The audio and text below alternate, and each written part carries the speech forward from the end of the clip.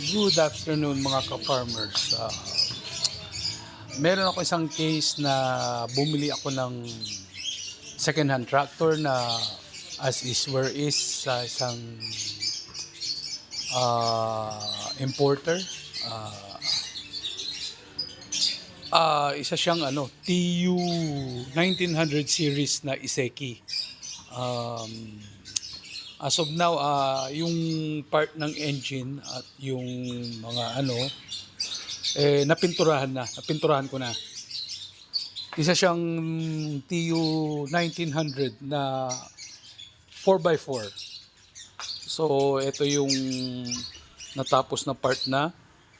Bali, yung sa likod is hindi ko pa napipinturahan kasi may isang issue na which is medyo meron namang part pero may parts na available kaso nga lang out of stock. Ang issue niya is yung tawag dito rear axle oil seal. Ang sukat niya is 50 by 85 by 20 which is ito yun. Yan. Isa may retainer. Ito yung retainer. Tapos ito yung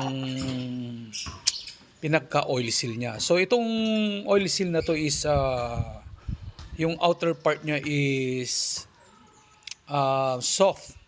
Kaya meron siyang retainer. So nagtanong-tanong na ako sa mga pwesto dito sa Pangasinan. Sadly walang available. So a good friend of mine, si Pat from Caloocan City, which is meron silang pwesto ng industrial things, needs para sa mga tractors. Tinawagan ko. Ngayon, sabi niya sa akin, wala daw. Pero if ever na gusto kong magpa-customize, may machine sila na nagagamit na pwede kang pagawa ng special oil seal pero maximum of 4. Ngayon, hindi ko pinagawa kasi kailangan ko nang matapos yung tractor ko. So instead, may in-offer siya sa akin. Ito yun. Replacement. Siya, same size, 50-85 by 10 nga lang.